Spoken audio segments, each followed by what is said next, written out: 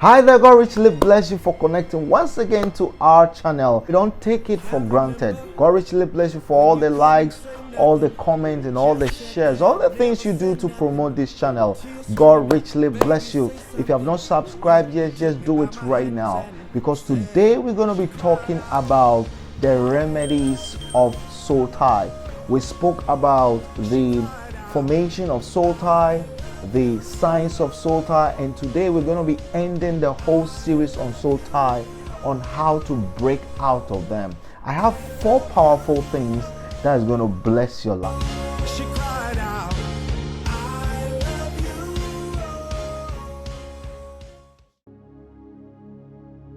Understanding the seasons and the times of life will help us salvage a lot of crises and prevent unnecessary battles in our love lives.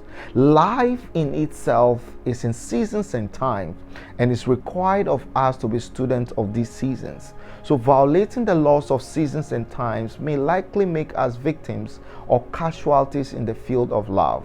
For instance, you cannot wear a winter cloth in time of summer.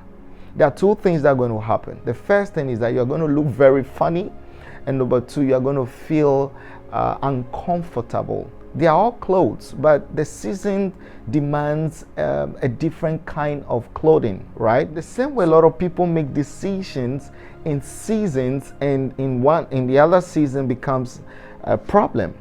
Let me make it a little practical. For instance, you saw a girl fell in love with a guy in a season that she was so much in need of certain physical things. For instance, phone, shoes, bag, accommodation, etc. Job, or she can afford all those things. She will be left alone. Emotionally, she'll be wanting. She'll be lonely out there. And that's where a lot of people get entangled in life, because they make decisions based on their seasons and not based on their convictions, right? So this is one reason a lot of people get entangled in soul tie. So I believe in paying attention to our decisions can help us prevent a lot of soul ties. So let's pay attention to our decision, because see, our life is never static. It is always changing. Everything is in a constant state of motion. Nothing endures. Everything is in the process of either becoming into being or expiring. As seasons change, life changes and people change. And when it's time for a season to change, the imperfections, ladies and gentlemen, of life are most visible. See, the scriptures are very clear on this, that everything on this earth will change. Everything will pass away except the word of the Lord. So we don't make decisions based on seasons. We make decisions based on conviction.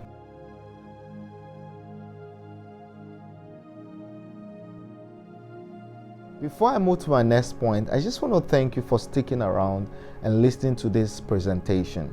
See, this point is simple and straightforward. Look, I call them doing away with the accursed things. You see, a lot of people get entangled because of exchange of gifts, material possessions.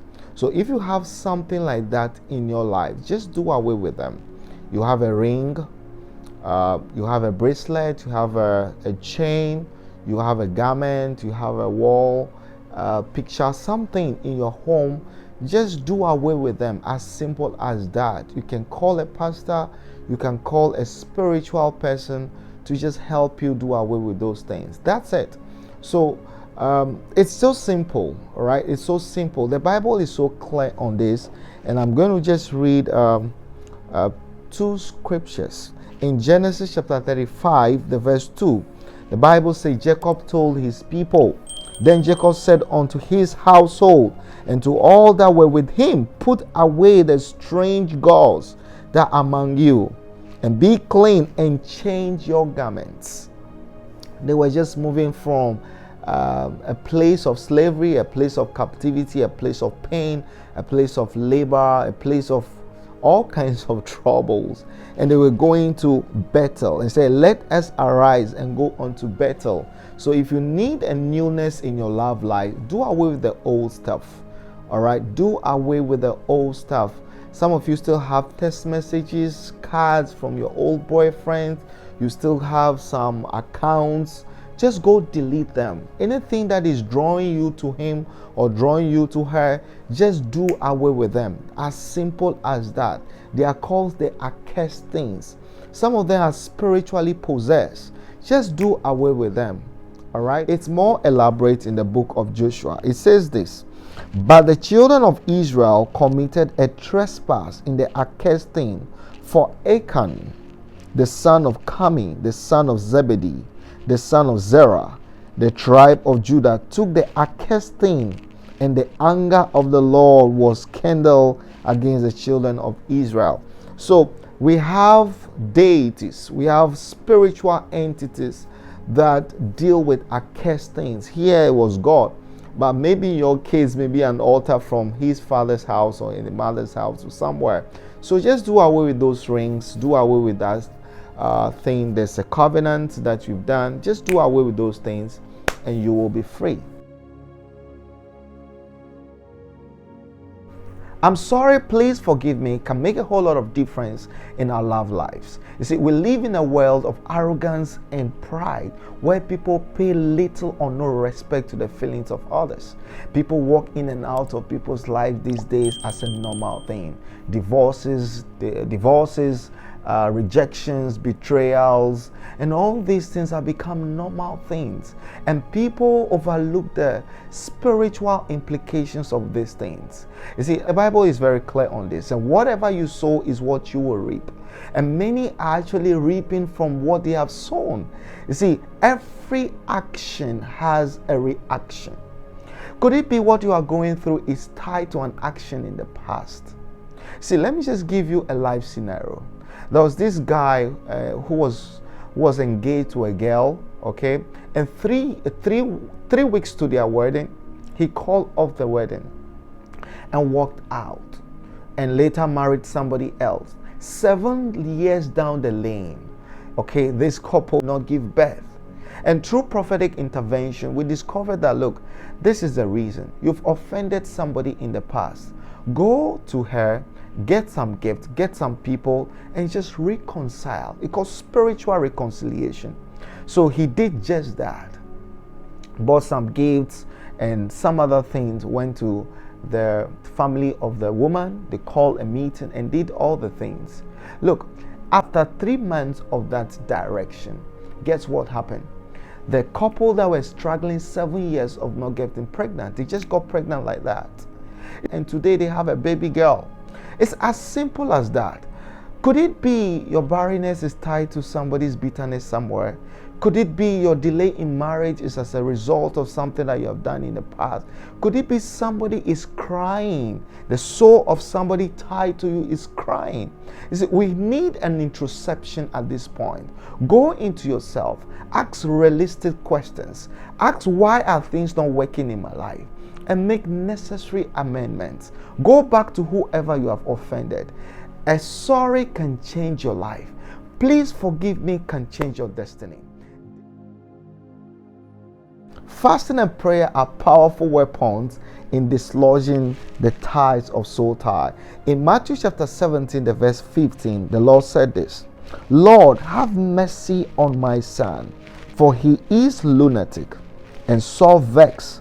For oftentimes he falleth into fire and oftentimes into water. A lunatic is somebody who has mental problems, mental issues, okay? And he's not able to control himself. He falls into water, he goes somewhere. By the way, if somebody is a lunatic, it means the person is controlled by an external force. And here, the force is the moon. Luna means the moon, okay? So there's an external force that is controlling this guy. That's how soul tie works. There's something controlling you. It could be a partner, it could be a dead partner, it could be an altar, it could be a spiritual force. That's soul tie. You fall in love with people older than you, you do crazy stuff. If you have not listened to my previous submission on soul tie, I spoke about the signs of soul tie and the formations of soul tie. They are right here. You can just check them up there. Look, this guy had a spiritual entanglement. The only way he could be delivered was through prayer and fasting. And this is what Jesus said. He said, this kind goeth not. This kind goeth not except through prayer and fasting. Except through prayer and fasting. Are you going through a challenge that you cannot forget an ex? You cannot break out of an addiction. You cannot break out of a covenant. Is this something that you are entangled with? Just apply this principle, fasting and prayer, and I can tell you your deliverance is assured. God bless. Can't remember when you couldn't say nothing, just sat there, never said nothing, tears streamed.